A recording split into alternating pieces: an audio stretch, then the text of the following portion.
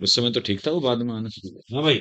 तो बेटा देखिए, कर्नेल कलर ऑफ हीट, जो हम इसकी बात कर रहे थे, तो मैं ये बता रहा था कि यहाँ पे दो पॉलीजीन्स हैं जो इसके लिए रेस्पॉन्सिबल है। कितने?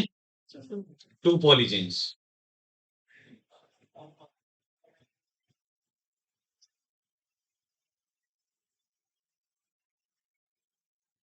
देर are two polygenes, A and B. ठीक है, इसके लिए दो पॉलीजीन रेस्पॉन्सिबल है। अब देखना, जैसे यहाँ पे ए बी बी,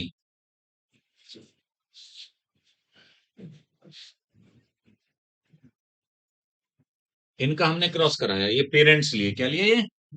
पेरेंट्स। ये है रेड ग्रेन वाली वैरायटी। कैसी है? रेड ग्रेन व्हीट, या रेड कर्नेल वाली। मतलब गेहूं दाना जो था गेहूं का, वो लाल रंग का सा है ना। और ये व्हाइट वाली वैरायटी, व्हाइट ग्रेन। ठीक है बेटा। अब रेड और व्हाइट का जब क्रॉस कराया, देखिए इसमें मैक्सिमम कितने डोमिनेंट एलील हो सकते हैं? जब दो जीन होंगे तो मैक्सिमम डोमिनेंट एलील कितने हो सकते हैं? कितने दिख रहे हैं? चार। एक जीन के, क्योंकि डिप्लॉयड है तो दो हो सकते हैं ना। तो ऐसे ही दो अगर जीन है तो दो के चार हो सकते हैं मैक्सिमम डोमिनेंट एलील।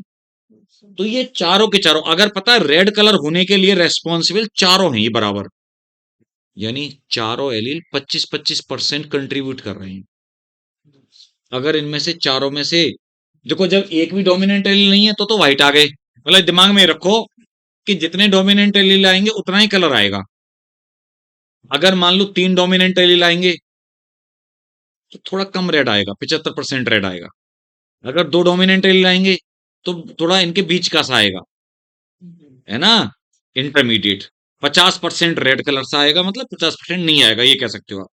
यानी रेड वो पूरा रेड नहीं आएगा, गहरा रेड, लाइट आधा रेड आएगा, 50% रेड, है ना। फिर एक डोमिनेंट एलील तो और कम रेड, बहुत ही कम, 25% बस कलर। और जब जीरो डोमिनेंट एलील तो कोई कलर नहीं, यानी व्हाइट हो गए। समझे मेरी बात को तुम? तो यहाँ पे मेंडलिज्म की बातें नहीं है कि ये डोमिनेंट रेसिज्म ना, यहाँ तो सीधा सीधा सारे डोमिनेंट एलील के कंट्रीब्यूशन है, कितने आ रहे हैं, मेन उनका नंबर डिसाइड करेगा। तो देखो, यहां मैं लिख देता हूं, यहाँ चार डोमिनेंट एलील हैं इसमें, दिख ही रहे हैं वैसे तो। यहाँ पे zero dominant allele.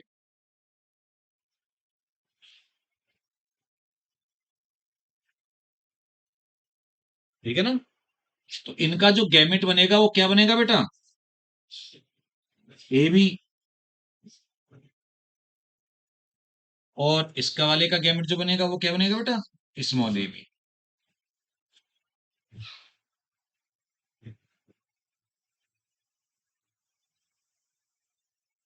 Capital A small A, capital B small B.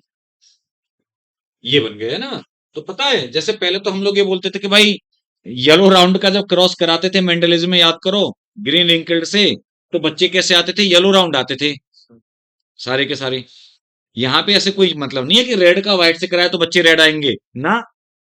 यहाँ तो आपको बस एक चीज देखनी है, डोमिनेंट एलील कितने हैं। अब चूंकि यहाँ पे तो दो ही डोमिनेंट एलील है, तो 50% रेड कलर आएगा, है ना। तो इनको बोलेंगे इंटरमीडिएट। क्या बोलेंगे? इंटरमीडिएट। F1 वाले ऑफस्प्रिंग ऑल इंटरमीडिएट,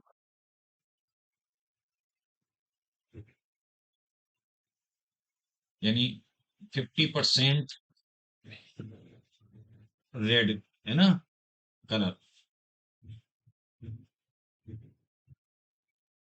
50% रेड लिख दूंगा तो तुम समझोगे कि बच्चे 50% रेड, मतलब नहीं, कलर की जो ग्रेड है ना, डिग्री, है ना, वो 50% तक है। 50% रेड कलर है ना, और इंटरमीडिएट का मतलब ये है।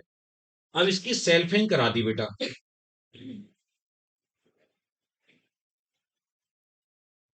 F1 की सेल्फिंग करा दी हमने। तो पता है जब सेल्फिंग करा देंगे हम इसकी, तो तुम्हें पता है इसके चार गैमेट बनेंगे। चार गैमेट इधर रखो, चार उधर रखो। चलो,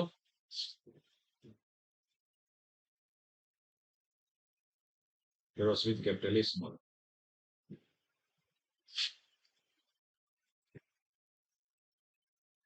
एक आपने ऐसे पुनेट स्क्वायर खींचा बॉक्स, चार वाला।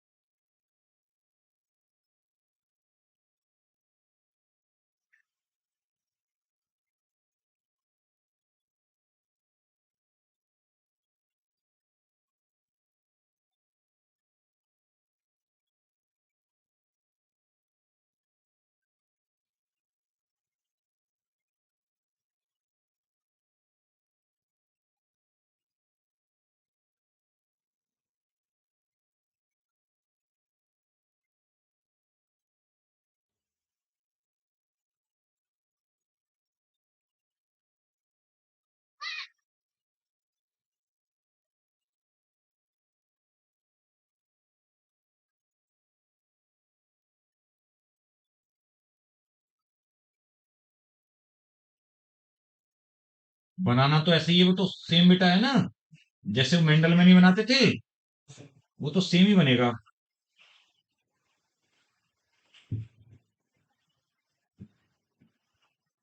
लेकिन फिनोटाइप है ना अलग आएगा। फिनोटाइप आएगा डोमिनेंट एलील के नंबर के अकॉर्डिंग। तो ऐसे तुमने ये बॉक्स बना दिया, देखो पूरा बना दिया, ये F2 ऑफस्प्रिंग आ गए।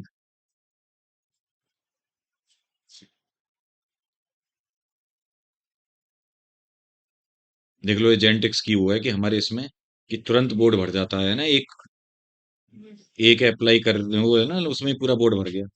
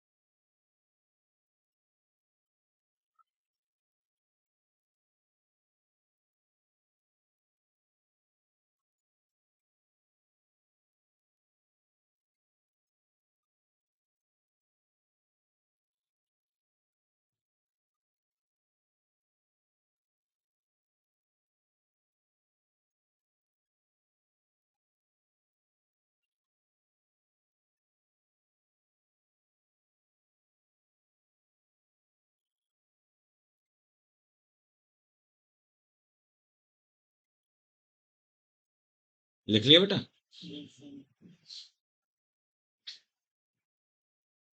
अब देखो, अब इसमें ये देखो आप कि बताते जाओ मुझे, इसमें पहले वाले में कितने डोमिनेंट एलील हैं? चार। चार। तो यहाँ पे हमने चार लिख दिया, ठीक है, ऐसे ही बॉक्स में, और नाम नहीं लिखा, बस डोमिनेंट एलील का नंबर। इस वाले में कितने हैं? तीन।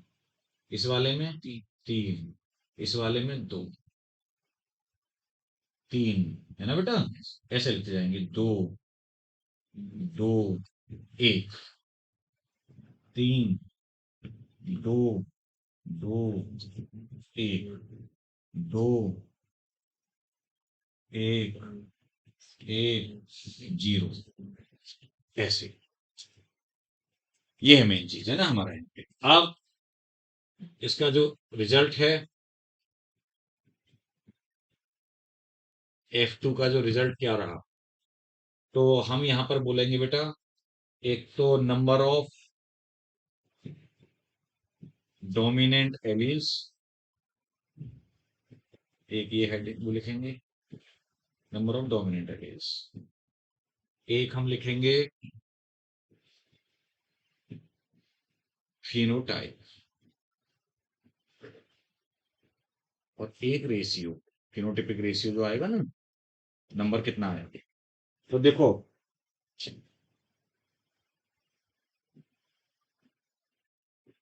चार डोमिनेंट एलील कितने?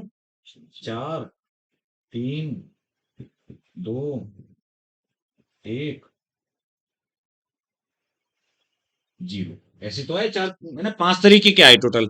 कितने आए टोटल बेटा? पांच टाइप के कॉम्बिनेशन। चार, तीन, दो, एक, जीरो। इतने डोमिनेंट ये, अच्छा ये इसको, ये तो वो वाला है, नंबरिंग की है ये तो मैंने। अब अगर चार डोमिनेंट एलील हैं तो पता है फिनोटाइप कैसा आता है? चार डोमिनेंट एलील होने पे क्या आ रहा था? पूरा का पूरा 100% कलर ना, पूरा 100%, यानी रेड। ठीक है। और जीरो डोमिनेंट एलील वाला भी पहले ही देख लो, व्हाइट, 0% कलर है ना। अच्छा, दो डोमिनेंट एलील वाले में हमें पता है F1 से इंटरमीडिएट, 50% वाला। बिल्कुल ठीक है। अब बेटा एक बात देखो, ये 100% है, ये 50 है, ये 0% है कलर। तो जो तीन वाला है, तीन वाला किसके क्लोज होगा? रेड के ज्यादा क्लोज है या व्हाइट के? 75% रेड होगा। तो इसको बोलेंगे रेडिस या रेड लाइक। क्या कह सकते हैं? या रेड लाइक कह सकते हैं। Red like. ऐसे ही देखना, वन डोमिनेंट एलील वाला किसके ज्यादा क्लोज होगा? व्हाइट के। तो ये लाइट कह सकते हो या व्हाइट लाइट, समझो ना। व्हाइट लाइट या फिर लाइट भी कह सकते हो। ठीक है। तो ये पांच आ गए। अच्छा, अब मुझे एक बात बताओ, चार डोमिनेंट एलील वाले इसमें टेबल में तुम्हें कितने दिख रहे हैं? एक ही दिखेगा वो तो, क्योंकि ये तो दिखेगा एक होने वाला। तो बेटा रे, वन। अच्छा, जीरो डोमिनेंट एलील वाले कितने दिख रहे हैं? वो भी वन। अच्छा, आप देखो तीन डोमिनेंट एलील वाले कितने दिख रहे हैं, गिन लो। एक, दो, तीन, एक, दो, तीन, चार, दो ये, दो ये, चार। एक डोमिनेंट एलील वाला, एक वाला इधर से देखते हैं। एक, दो, तीन, चार। ठीक है। इंटरमीडिएट वाले सबसे ज्यादा आते हैं, देखियो। अब इंटरमीडिएट वाले देखो, एक, दो, तीन, चार तो ये हो गए दो दो वाले। एक ये रहा पांच, और एक ये रहा, कहाँ गया? ये रहा एक, ये रहा है ना, एक ये रहा, दो ये, और ये चारों ये लाइन के ही हैं, ये तो डायगोनल वाले। तो छह। तो देखो रेशियो ये हो गया, यानी रेशियो आया हमारा 1:4:6 4:1। 9331 की जगह ये रेशियो ये हो गया। और हैं सारे किससे? 16 ही तो है बेटा, टोटल 16। जो पहले 9331 आता था मेंडल का डायहाइब्रिड रेशियो, वो अब ये हो गया। पांच तरीके के ऑफ स्प्रिंग है टोटल। क्लियर? और ये पॉलीजेनिक इनहेरिटेंस का ये मतलब करेक्टर है कि पता है यहाँ पे रेशियो कैसा आता है? जैसे वो नहीं होता सीसो सा, जो आप या मतलब वो उस पे चढ़ते हैं उतरते हैं, ऐसे बच्चों का, कि सेम सीढ़ी एक तरफ से दूसरी तरफ से भी सेम होती है। हाँ, तो ऐसे ही ना, जितना रेशियो एक साइड से आप हाफ तक जाओगे, उधर आगे भी सेम ही होगा हमेशा। जैसे 1:4:6 तो फिर 4:1। आगे भी देखना, जो बताऊंगा एक और बताऊंगा मैं, ह्यूमन स्किन कलर का। तुम एक बात बताओ, ह्यूमन स्किन कलर में भी तो कितने वेरिएशन है? क्या बस दो ही तरीके के लोग हैं कि एक व्हाइट और एक डार्क काला? नहीं ना, कितने सारे हैं देख लो, अलग अलग एस्पेक्ट। लेकिन उसमें हम क्रॉस बना के नहीं दिखाएंगे पूरा, क्योंकि चक्कर क्या है, तीन जीन है उसके लिए रेस्पॉन्सिबल, कितने हैं? तो 64 का डब्बा बनाना पड़ जाएगा। है ना, आएगा ही नहीं, वो तो पूरा बोर्ड चाहिए। तो कर लो इसको कंप्लीट जल्दी।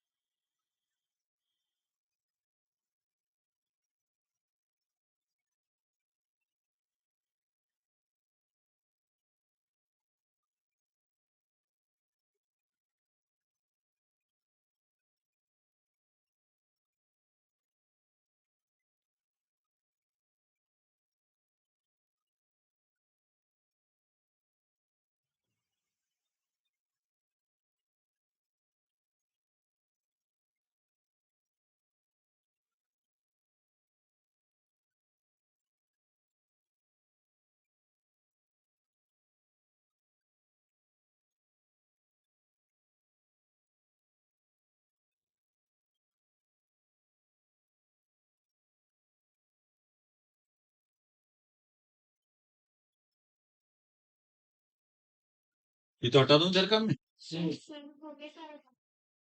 हम्म।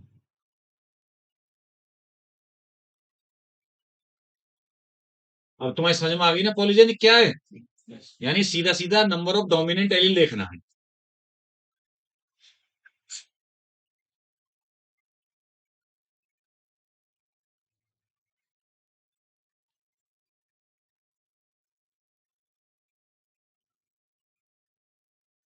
और देखो एग्जाम्पल दूसरा,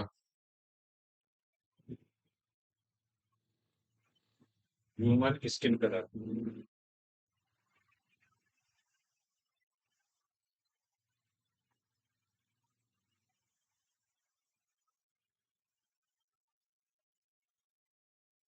3 पॉलीजेन्स,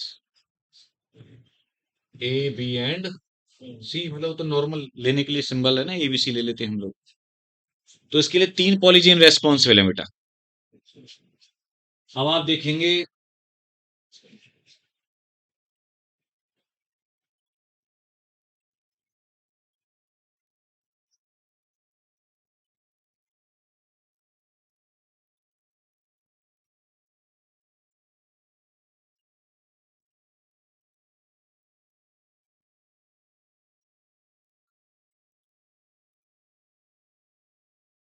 वेरी डार्क, या हम इसको बोलते हैं नीग्रो। क्या बोल देते हैं? नीग्रो।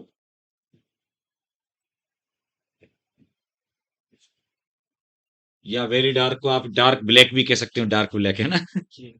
यानी मतलब आप जानते हो भाई, कुछ लोग ऐसे होते हैं ना कि जो बिल्कुल ही आप देखते हो बिल्कुल ही ब्लैक, बिल्कुल 100% जेड ब्लैक से दिखाई देते हैं। तो ये वो वाला है कलर, जो अपने इंडियन में नहीं दिखता है, आप जानते हो है ना। वो नीग्रो वीग्रो जो होते हैं ना, जानते हो नीग्रो अफ्रीकन में, और उसमें कैरेबियन वाले जो वेस्ट इंडीज वाले से कैरेबियन। हाँ।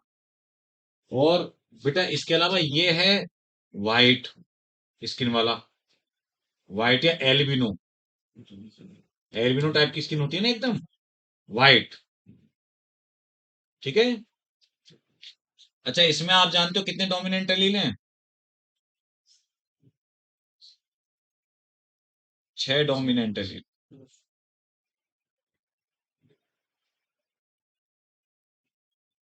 यहाँ पर 0 डोमिनेंट एलील है ना।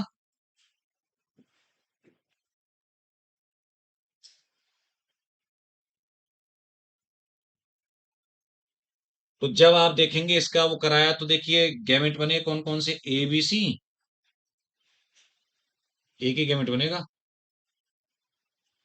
Small A B C.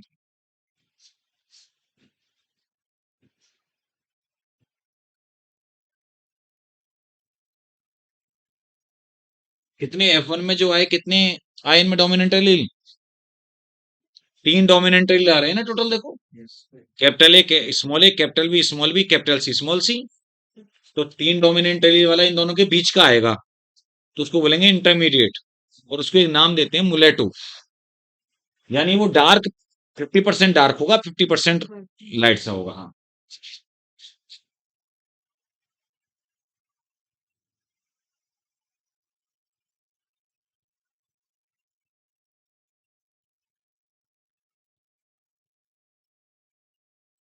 मुलेटो,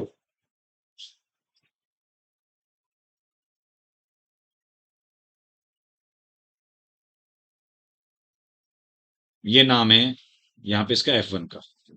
अब इसकी कराई बेटा सेल्फिंग।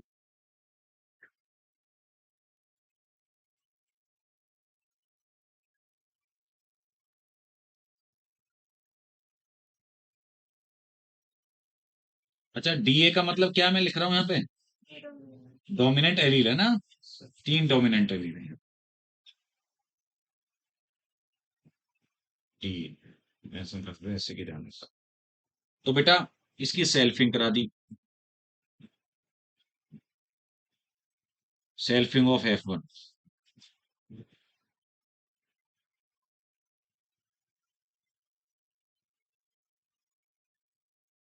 ठीक है।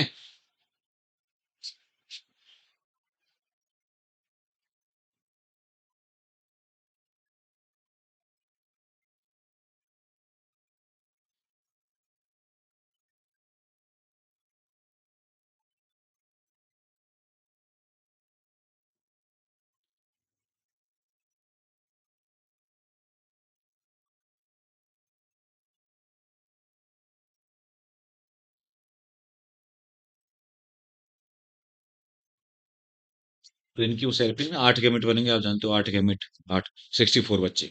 लेकिन हम सीधे डायरेक्ट रिजल्ट लिखेंगे। रिजल्ट टू रेशियो तुम्हें याद रखना है, ठीक है बेटा?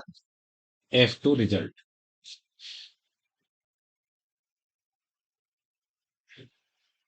आपको याद है नंबर ऑफ डीओ, वो डीए डोमिनेंट एलील है ना, फिनोटाइप यानी करेक्टर कैसा आएगा, और रेशियो।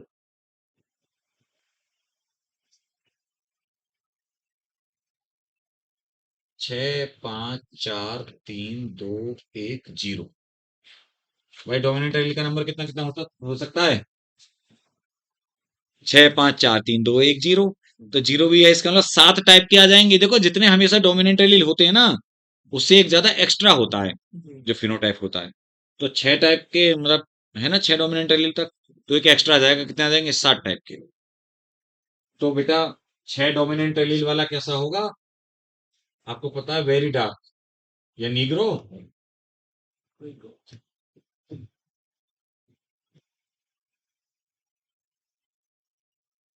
जीरो वाला कैसा था? व्हाइट। 3 वाला कैसा था? मुलेटो। इंटरमीडिएट। अच्छा, जो 5 और डोमिनेंट एलील होगा, वो डार्क के ज्यादा क्लोज होगा ना, मतलब वेरी डार्क के। नीग्रो के ज्यादा क्लोज होगा बेटा, 5 5 डोमिनेंट एलील है उसमें, तो वह बोला जाएगा डार्क। 4 वाला बोला जाएगा फेयरली डार्क, मतलब डार्क में भी थोड़ा सा फेयर है ना, फेयरली डार्क। ठीक ठीक है, मतलब ज्यादा डार्क नहीं है। एक जो है व्हाइट के पास, वो तो व्हाइट लाइक है, कैसा है? तो हम इसको बोलेंगे लाइट। क्या बोल देंगे? क्योंकि व्हाइट जो है वो वेरी लाइट भी है, आप ये भी कह सकते हो वेरी लाइट है ना। तो ये लाइट या व्हाइट लाइक। और पता है दो वाला है फेयरली लाइट,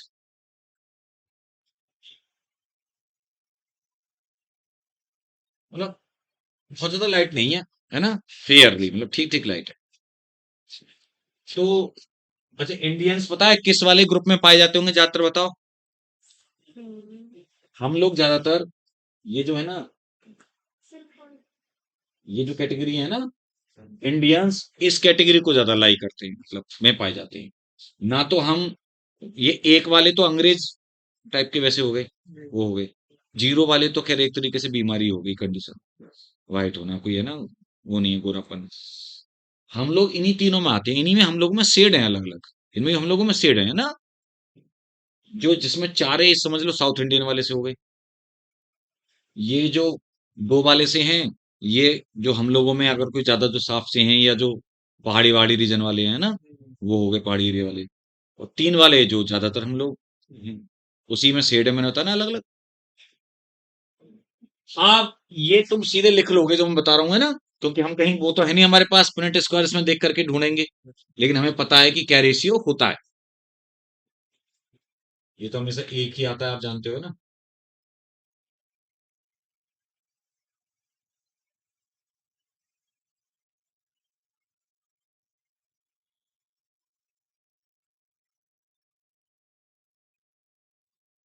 लो साहब, और देखो सेम जैसे आधा चला उधर भी आधा ही है ना।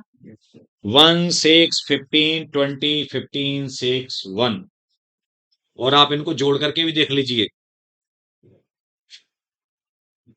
5 7 है ना, और नीचे के साथ 14, और 30 और 20 50। 50 और 14 कितने हो गए? 64। तो 64 भी बैठेंगे। तो नीचे यहाँ भी रेशियो ऐसे लिख दो जैसे मैंने यहाँ लिखा था ना, ये ऐसे रेशियो लिख दो पूरा, ये रेशियो कर करके 1:6:15:20:15:15:16:1। यह हमारे कोर्स में है बेटा, एक्चुअली में ये हमारे कोर्स में है, ध्यान रखना।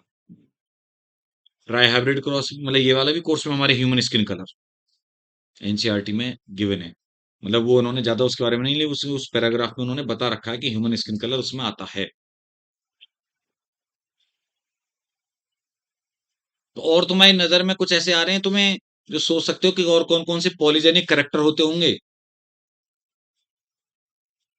जिनकी कई सारे शेड आते हैं, ग्रेड आते हैं, समझ लो, पता है, जिनमें भी कई सारे शेड आ रहे हैं ना करेक्टर में, या ग्रेड्स, वो पॉलीजेनिक है।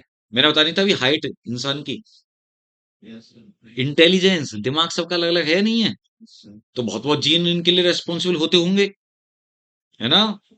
अच्छा, गाय भैंस जो वो देती हैं, दूध देती हैं, मिल्क प्रोडक्शन, तो वो कम ज्यादा नहीं होता है, वो भी तो कम ज्यादा रहता होगा, कि कोई 2.5 लीटर दे रही है, कोई 4 लीटर दे रही है गाय, कोई है ना भैंस, कोई 5 लीटर दिन में, कोई 10 लीटर, कोई 8 लीटर, कोई 12 लीटर, है ना। तो लिखो अदर एग्जाम्पल्स, नीचे जब ये कर लिया पूरा करके, फिर नीचे लिखोगे other examples,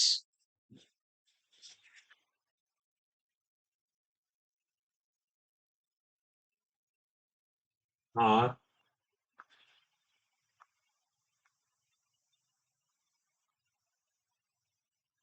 human height, IQ या इंटेलिजेंस, है ना,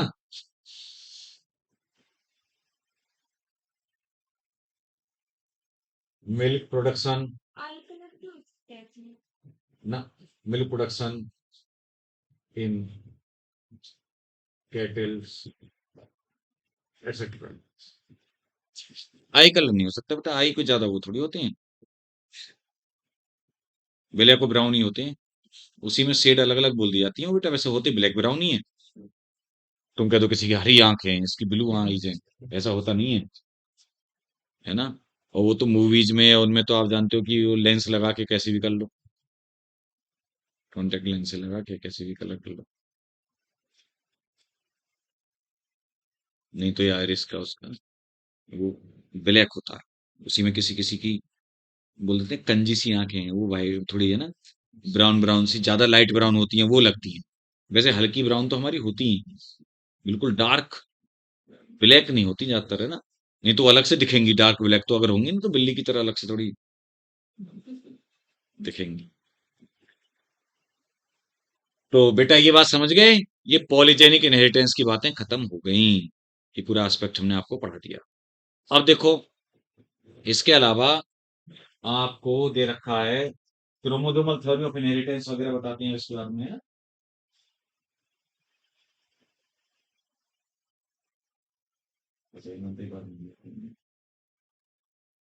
क्रोमोसोमल,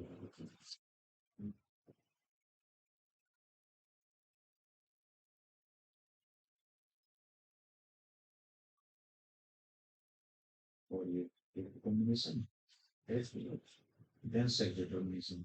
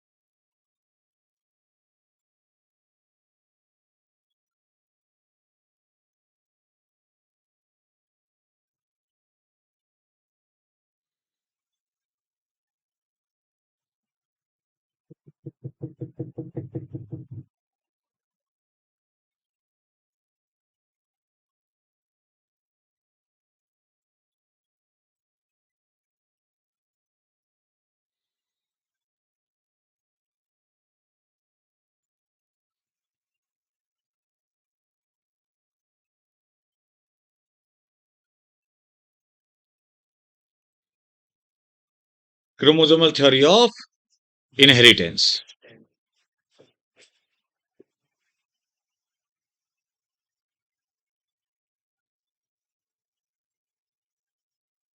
किसने दी थी वैसे? सटन और बोवरी। तो देखो, पहले तो मैं एक बात बताऊं तुम्हें, जो तुम्हें एनसीईआरटी में भी लिखी मिलेंगी कुछ बातें। तुम्हें पता है कि मेंडल जो था, भाई मेंडल को तो पता ही नहीं है कि वो आज भी उसको फादर ऑफ जेनेटिक्स बोला जाता है ना। तो मेंडल को रीडिस्कवर किसने किया था? रीडिस्कवर करने का काम मतलब आ, उनको एक तरीके से दोबारा जो लेकर के आए, है ना, जिन्होंने उनके काम को पब्लिश कराया, दुनिया के सामने लाए, वो कौन से पता है? तीन लोग थे, तीन साइंटिस्ट थे। एक था बेटा कार्ल कॉरेंस थे, जर्मनी के। एक थे ह्यूगो डिवरीज, हॉलैंड के। और एक थे एरिक वेन सरमैक। उसको सरमैक बोला जाता है बेटा, टी एस से शुरुआत है, टी साइलेंट है, सरमैक। ये थे ऑस्ट्रिया के। तो वैसे आपके एनसीईआरटी में तीनों के नाम तो लिखे हुए हैं, ये नहीं लिखा हुआ कि कौन कहाँ का है। लेकिन मैंने बताया ना, कॉरेंस जर्मनी के थे, एरिक वॉन सरमैक ऑस्ट्रिया के थे, और ह्यूगो डिवरीज हॉलैंड के थे। इन्होंने एक्चुअली में मेंडल को रिडिस्कवर किया, 1900 की बात है ये, जबकि मेंडल की डेथ तो हो गई थी 1884 में ना। तो इन लोगों ने उनके काम को दुनिया के सामने, देखो देखो मैंने बताया था ना कि हमेशा दुनिया में भलाई तो रहती है, भले आदमी होते हैं, सच्चे लोग। अगर ये चाहते तो ये उनके काम को, वर्क को, अपना भी तो काम बता के पब्लिश कर सकते थे, लेकिन ऐसा नहीं किया। देख लो, उन्होंने मेंडल के नाम से ही उस काम को रखा। तो ये बड़ी बात है कि नहीं? पता है फिर उसके बाद में सटन और बोबरी, है ना, इन्होंने वॉल्टर सटन, थ्योडर बोबरी, ये नाम भी एनसीईआरटी में लिखते हैं। इन्होंने पता है क्या देखा? इन्होंने क्रोमोजोमल मूवमेंट देखा। क्या देखा?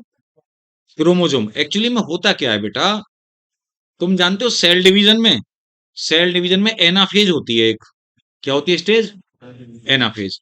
तो एनाफेज में क्रोमोजोम्स का जो पेयर है ना, उसमें से एक क्रोमोजोम इधर जाता है, एक क्रोमोजोम इधर जाता है, जाते हैं ना। जैसे देखना, ये क्रोमोजोम है, ठीक है बेटा।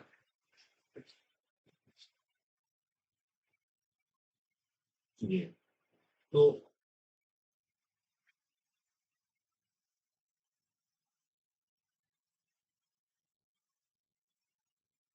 ये देखना, अलग अलग हो गए नहीं हो गए, सेपरेट हो गए, है ना। ये इधर को आ रहा है, ये इधर को जा रहा है। ये एनाफेज वन। कौन सी वाली? एनाफेज वन में जब गैमेट फॉर्मेशन होता है, जैसे, तो आप जानते हो मियोसिस में दो पार्ट होते हैं, मियोसिस वन और मियोसिस टू। तो एनाफेज वन में तो क्रोमोजोम का सेपरेशन होता है, इसीलिए तो क्रोमोजोम नंबर हाफ हो जाता है। और जो एनाफेज टू होता है, उसमें ये भी क्रोमेटिड भी सेपरेट हो जाते हैं। क्या हो जाते हैं? ये सिस्टर क्रोमेटिड है ना बेटा, ये सिस्टर क्रोमेटिड्स, यानी एक ही क्रोमोसोम के क्रोमेटिड सिस्टर बोले जाते हैं।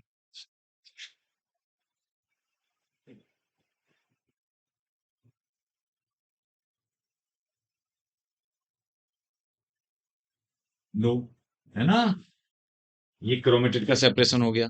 ऐसे ही उसका भी मतलब, ये तो मैंने इस वाले का दिखाया है कि नहीं, इसका भी अगर आपको दिखाना है तो इसके भी हम सेम अलग अलग कर देंगे।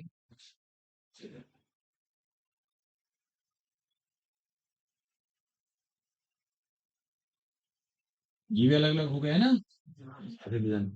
कहने का मेरा मतलब क्या है, एक बात बताओ तुम मुझे, अगर इनके क्रोमोसोम के ऊपर कोई जीन लोकेटेड है, यहाँ पे है ना, क्या है लोकेटेड? जीन।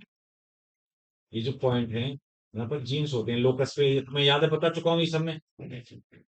तो जब क्रोमोसोम सेपरेट होंगे तो उनके ऊपर जो जीन है वो भी तो सेपरेट हो जाएंगे, या नहीं होंगे? ये अगर ये अलग अलग जा रहे हैं क्रोमोसोम, तो उनके ऊपर जो जीन है उनका भी सेपरेशन हो रहा है, पास पास आ रहे हैं तो उनकी भी पेयरिंग हो रही है। यानी जीन का बिहेवियर क्रोमोसोम के बिहेवियर पे डिपेंड करता है। ऑब्वियस बात है यार, अगर क्रोमोसोम के ऊपर जीन लोकेटेड है या एलील के फॉर्म में, तो जब क्रोमोसोम पास पास आएंगे तो उनके ऊपर जितने जीन है वो भी तो पास पास आ गए। अगर क्रोमोसोम दूर दूर जाएंगे तो जो उनके ऊपर जीन है वो भी दूर दूर जाएंगे यार, सेपरेट होंगे। ऐसे क्रोमेटिड जब सेपरेट होंगे तो उनके ऊपर जो जीन है वो भी अलग अलग चले गए। सपोज करो कैपिटल टी स्मॉल टी था तो वो भी दूर दूर हो गए। Clear?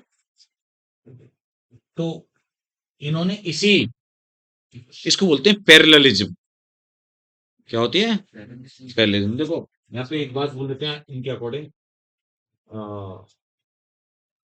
There is parallelism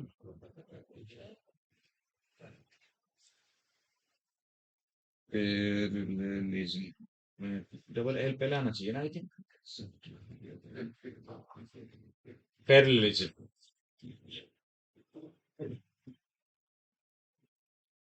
between behaviour of genes and chromosomes.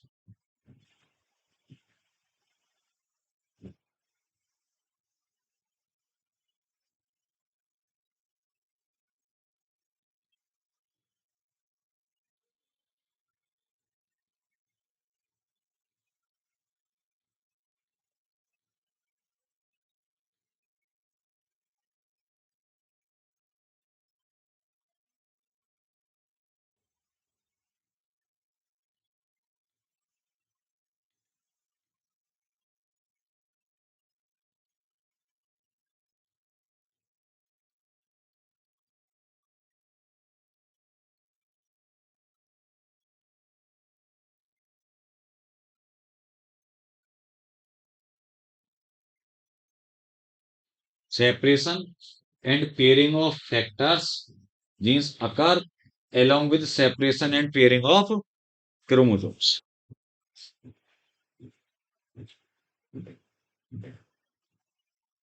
है ना?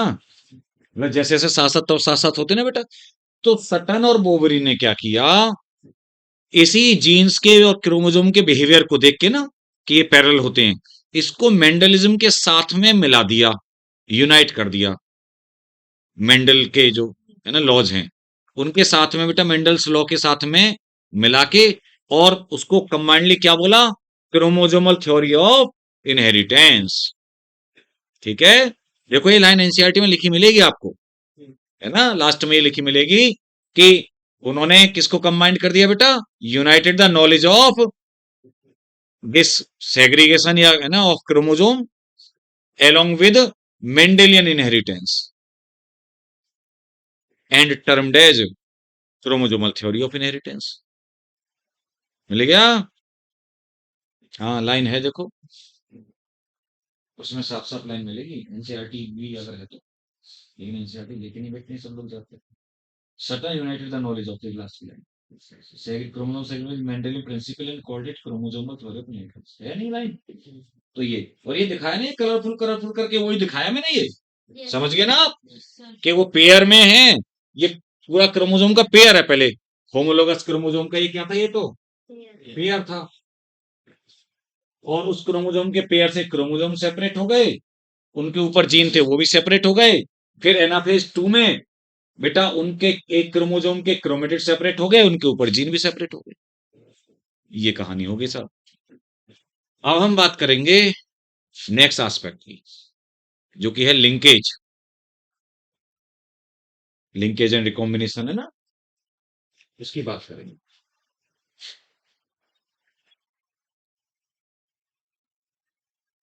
फिर आपका कल को ये टॉपिक खत्म भी करना पूरा, तो सेक्स डिटर्मिनेशन रह जाएगा, और वो नहीं है पेडिग्री और बीमारी बीमारी सी थोड़ी, वो रह जाएंगे, वो कल कराएंगे।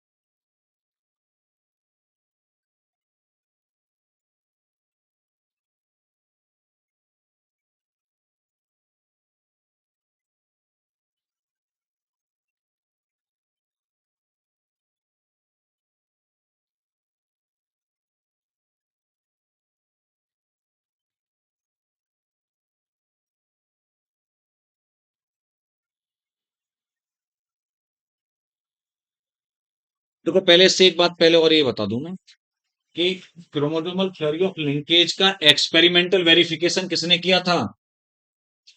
एक्सपेरिमेंटली किसने प्रूव किया?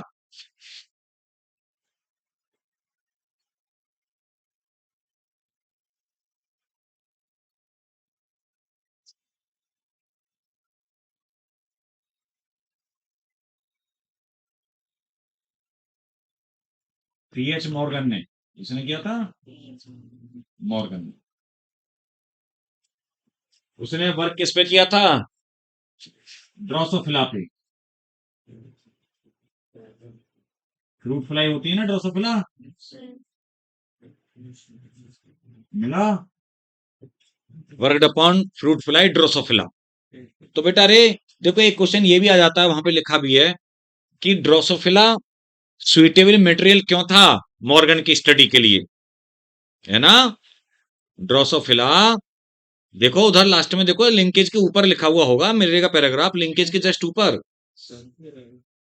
ये बच्ची तो ढूंढती ही जा रही है, पता नहीं नहीं मिला तुझे? हमारा बेशक हिंदी में तो क्या है, वो चीजें थोड़ी बदल जाती हैं। हिंदी में कोई चीजें थोड़ी बदल जाती है बेटा। ये देख मॉर्गन का ये रहा वंशानुगति का क्रोमोसोमवाद या सिद्धांत, ये तो अभी बताया मैंने ये वाला। अब इसके बाद में देख, और ये सहलग्नता पुनर्योजन, ये जो लिंकेज और रिकॉम्बिनेशन है ना, लिंकेज का नाम है सहलग्नता और पुनर्योजन का नाम है रिकॉम्बिनेशन। इससे जस्ट पहले ये मॉर्गन ये रहा फल मक्खियों फ्रूट फ्लाई ड्रोसोफिला पे एक्सपेरिमेंट किया था, है ना? और क्रोमोसोमल थ्योरी को बताया था बेटा, एक्सप्लेन किया था। क्रोमोसोमल थ्योरी ऑफ इनहेरिटेंस या क्रोमोसोमल थ्योरी ऑफ लिंकेज को तो पता है क्यों एक सुइटेबल मटेरियल था ड्रोसोफिला या फ्रूट फ्लाई। देखो पॉइंट मिलेंगे उसमें, है ना? क्योंकि पता है अच्छा मटेरियल इसलिए था, एक तो बेटा इसमें मेल और फीमेल में क्लियर कट डिस्टिंक्शन था। मेल छोटा है, फीमेल बड़ी है ना? Female fruit fly. दूसरा वो डायग्राम भी बना हुआ है। दूसरी बात क्या है कि इनको ना आप आर्टिफिशियल मीडियम पे भी ग्रो करा सकते हैं, मतलब जैसे कल्चर मीडियम पे या जैसे बनाना बनाना पे, मतलब फ्रूट्स पे कुछ आर्टिफिशियल ऐसे मीडियम पे भी ग्रो करा सकते हैं। अभी तो नाम पड़ा फ्रूट फ्लाई, वो मक्खी होती है ना वैसी वाली, रेड रेड सी, वैसे ब्राउन ब्राउन सी नहीं, ब्लू तो नहीं, ब्राउन ब्राउन सी होती है, अलग सी होती है ब्राउन ब्राउन सी, वो वाली। और नहीं कलर तो ज्यादा नहीं होते, नहीं हाँ रेड रेड सी और ब्राउन ब्राउन सी, आंखें रेड सी दिखती हैं, रेड आंखें होती हैं। खैर, तो पता है आ, इसके अलावा इसके अलावा बेटा इसमें क्या था कि लाइफ साइकिल बहुत छोटे टाइम में हो जाती है। लाइफ साइकिल में जीवन चक्र कंप्लीट अगर मान लो बहुत लंबा होगा तो दिक्कत हो जाती, तो जीवन चक्र छोटा ही है, 2 हफ्ते का ही जीवन चक्र है, 2 वीक का। तो आराम से हम देख सकते हैं, कोई दिक्कत नहीं है, एक्सपेरिमेंट कर सकते हैं। दूसरा एक बार में लार्ज नंबर में प्रोजेनी मिलती हैं, जो बच्चे हैं वो कई सारे मिलते हैं लार्ज नंबर में, एक दो ही नहीं मिलते।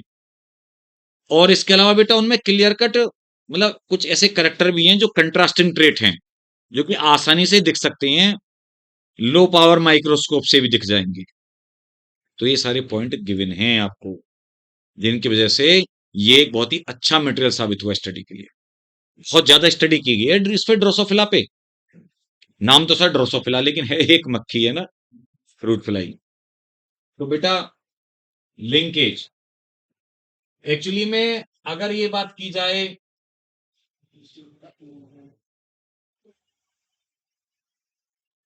कि लिंकेज का बापू कौन है, या है ना किसने सहलग्नता जो है, किसने इसके बारे में बहुत ज्यादा डिटेल में बात की, तो वो कौन है? मॉर्गन। मॉर्गन की ड्रोसोफिला की स्टडी ही इसके लिए सबसे ज्यादा फेमस है। तो बेटा होता क्या लिंकेज, या जो हिंदी में नाम पता चला है अभी आपको, सहलग्नता। सहलग्न मतलब साथ साथ रहना, है ना? सहलग्न मतलब साथ साथ रहना।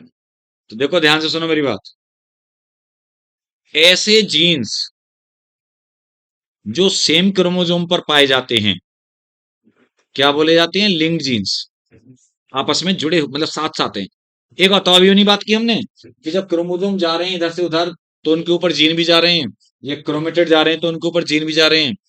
तो जो बेटा जुड़े हुए होते हैं एक दूसरे के साथ में, है ना, लिंक्ड हैं, वो एक क्रोमोसोम पे ही लोकेटेड है, तो वो साथ साथ रहने की क्षमता होती है उनकी, साथ साथ ही तो रहेंगे वो।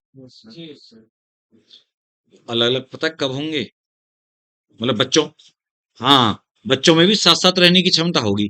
अलग अलग पता कब होंगे देखना, अगर इसका ये हिस्सा कट के दूसरे में जुड़ जाए, दूसरे का इसमें जुड़ जाए, तभी तो अलग अलग होंगे। यानी क्रॉसिंग ओवर से अलग अलग किससे होंगे। और जब अलग अलग होंगे यानी करेक्टर नए आएंगे बच्चों में, पेरेंट जैसे ही नहीं आएंगे, तो वो रिकॉम्बिनेशन बोला जाता है। क्या बोला जाता है वो, नए करेक्टर का ना रिकॉम्बिनेशन है ना।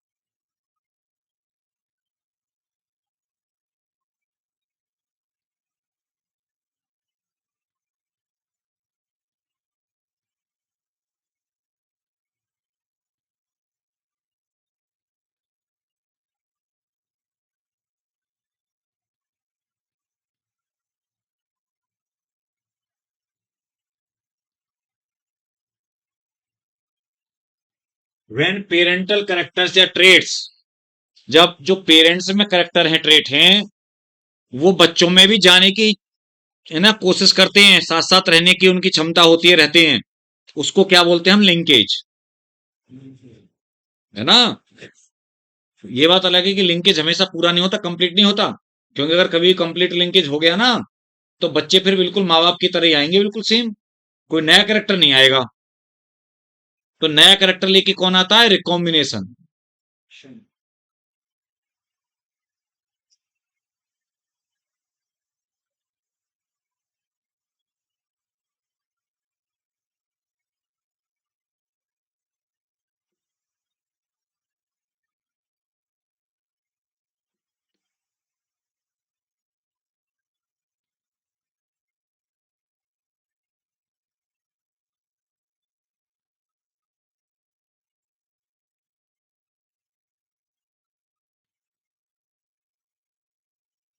लिंकेज लिंक जीन्स की वजह से होता है।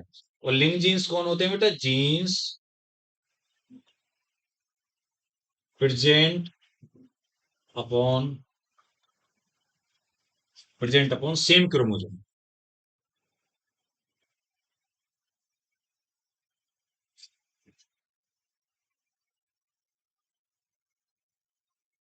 प्रेजेंट अपॉन सेम क्रोमोसोम, उनको लिंक जीन्स बोलते हैं, उनकी वजह से ही लिंकेज होता है। ठीक है।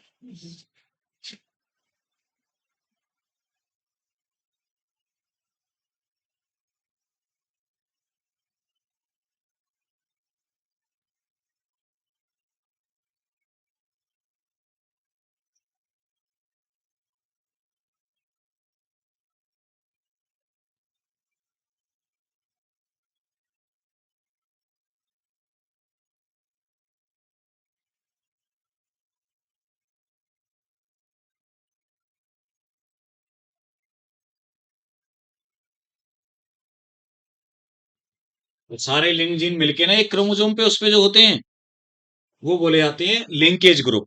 क्या बोले जाते हैं, लिंकेज ग्रुप। जैसे देखो,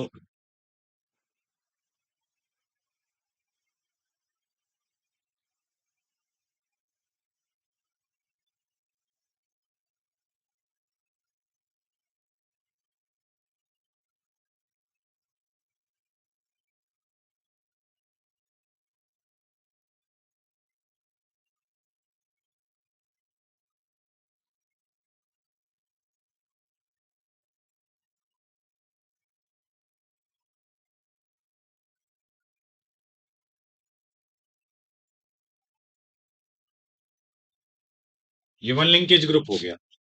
एक क्रोमोसोम क्या हो गया? One linkage group. ठीक है। क्या? बहुत सारे होते हैं, बहुत सारे होते हैं, वो तो क्रोमोसोम 8 होते हैं उसमें। अब एक एक क्रोमोसोम पे तो हजारों हजारों जीन होते हैं ना, है ना बेटा? तो आई थिंक 13,000 जीन होते हैं उसमें। तो देखो, हम लोगों में 30,000 होते हैं। वो ह्यूमन जीनोम प्रोजेक्ट में पढ़ोगे तुम्हारे।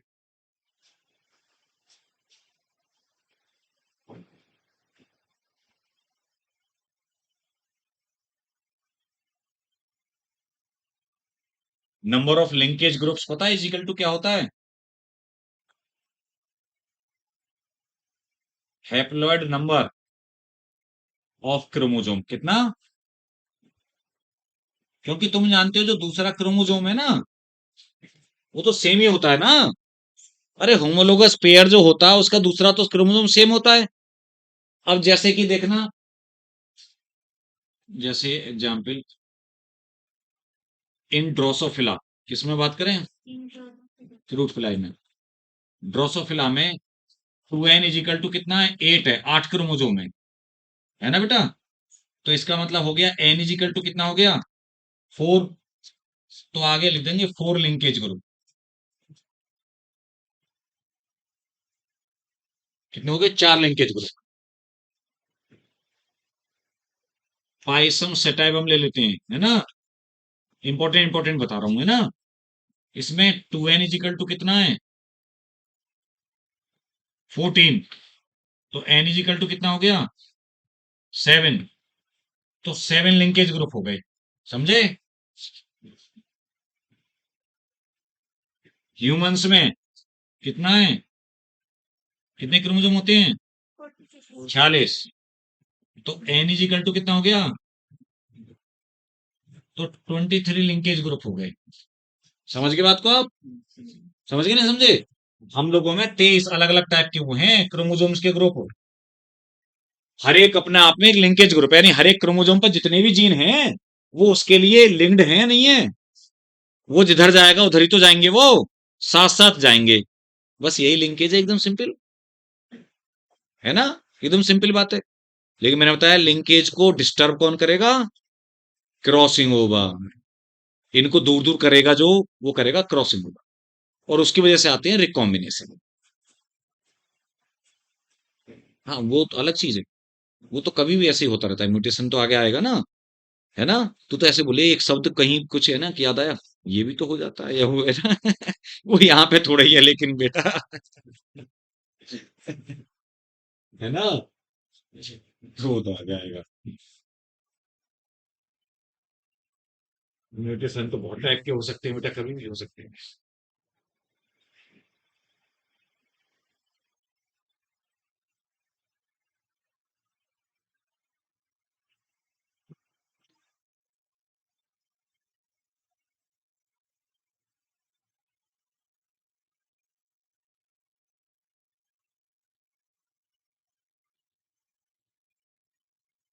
Crossing over non sister chromatid के बीच में होता है ना, दो क्रोमोसोम में, है ना? पता है कौन सी स्टेज में होता है? आकाश, इन पैकेटीन। अगर भूल गए हो तो याद दिला रहा हूं, देखो। Pachytene stage of meiosis. Crossing over results in recombinations. क्या कॉज करता है ये? रिकॉम्बिनेशंस। और रिकॉम्बिनेशन का मतलब है बेटा न्यू करेक्टर्स, है ना? या नए नए वेरिएशन या न्यू करेक्टर। तो crossing over results in recombination and अपोज। अपोज करता है या डिस्टर्ब करता है किसको? क्या बताया था मैंने? लिंकेज को, है ना बेटा? उसको अपोज करता है या उसको डिस्टर्ब करता है लिंकेज को।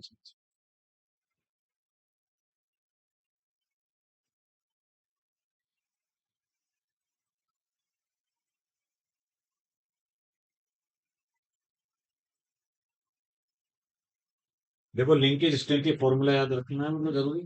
लिंकेज स्ट्रेंथ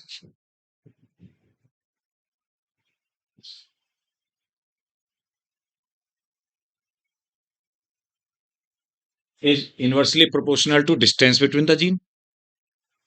जितने डिस्टेंस बिटवीन लिंक्ड जीन्स है ना बेटा, जितने वो जो लिंक्ड जीन्स के बीच में डिस्टेंस बढ़ती जाएगी ना, उतनी लिंकेज की स्ट्रेंथ कम होती जाएगी। सीधी सी बात, एक बात बताओ, तुम्हारा तुम्हारी कोई फ्रेंड है, दोस्त है जैसे, अब वो तुम्हारे पास पास आना जाना साथ साथ है, तो तुम्हारे बीच में कम्युनिकेशन अच्छा है। अब वो चला गया कोई और दूसरे शहर में, या चली गई जो भी बच्ची है, तो फिर कनेक्शन हट जाता है ना, है ना। या एक घर के लोगों में, परिवार में ज्यादा आपस में क्लोजनेस वो होती है मतलब, या दूसरों के साथ में होता है ज्यादा। जैसे जैसे दूर होते जाते हैं रिश्ते भी, ऐसे ऐसे दूर होते जाते हैं हम लोग। तो ऐसे ही जितने पास पास होंगे जीन, उतने ज्यादा लिंक्ड होंगे, उनको दूर दूर करना मुश्किल होगा। नहीं समझे? देखना, देख लो किसी ने एक दूसरे से ऐसे ऐसे फिंगर टच कर रखी है, देखो इधर, और थोड़ा सा किसी ने इधर को खींचे, आराम से हट जाएंगे। ऐसे पकड़ रखी हैं तो थोड़ा जोर लगाना पड़ेगा, मुश्किल से हटेंगे। और अगर ऐसे पकड़ रखे हैं दोनों एक दूसरे को, तो बहुत मुश्किल से हटेंगे, है ना। और बिल्कुल एक दूसरे से वो, है ना, तो और मुश्किल से हटेंगे, हक किए हुए हैं एकदम।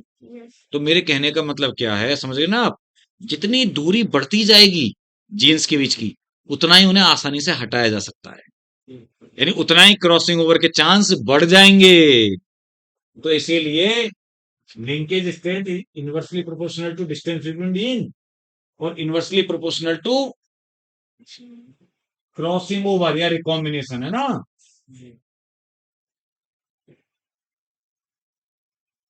क्रॉसिंग ओवर या रिकॉम्बिनेशन, क्लियर? इसका मतलब अब तो समझ गए ना ये। देखो जैसे मैं यहाँ पे बना देता हूं, ये देखना, ये हैं दो जीन, ए बी, ये इनके बीच की डिस्टेंस है साहब। और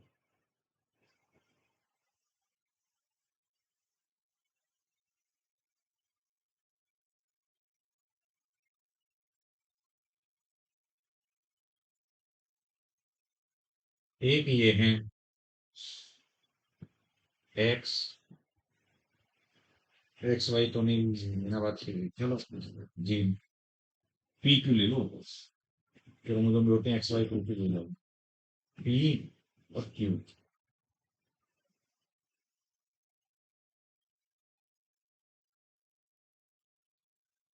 डिस्टेंस। अब मुझे बताओ कौन से ज्यादा क्लोज है, कौन से ज्यादा दूर है इन दोनों में?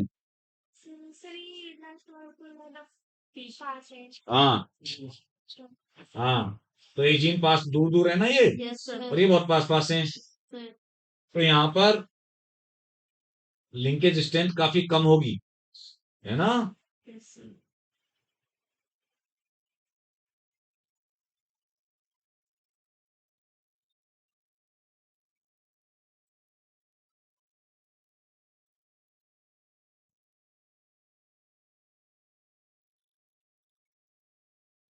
इसमें लिखते हैं हाई। देखो यहां से इसको देखो इधर,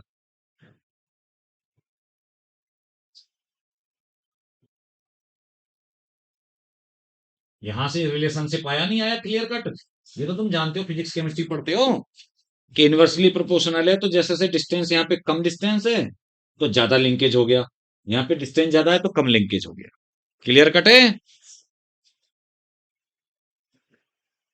और एक चीज और बता दूं, देखो एक ये है रिकॉम्बिनेशन फ्रीक्वेंसी।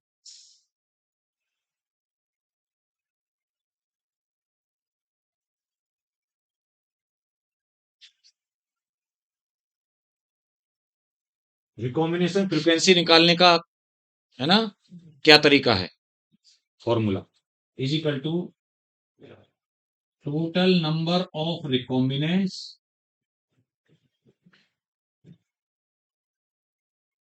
इन अपॉन टोटल ऑफ स्प्रिंग, जितने बच्चे आए ना, और इनटू 100। जितने बच्चे आए उनमें से निकाल लेंगे कि कितने रिकॉम्बिनेंट आए, इनटू 100 कर देंगे, तो रिकॉम्बिनेशन की फ्रीक्वेंसी निकल आएगी। ठीक है।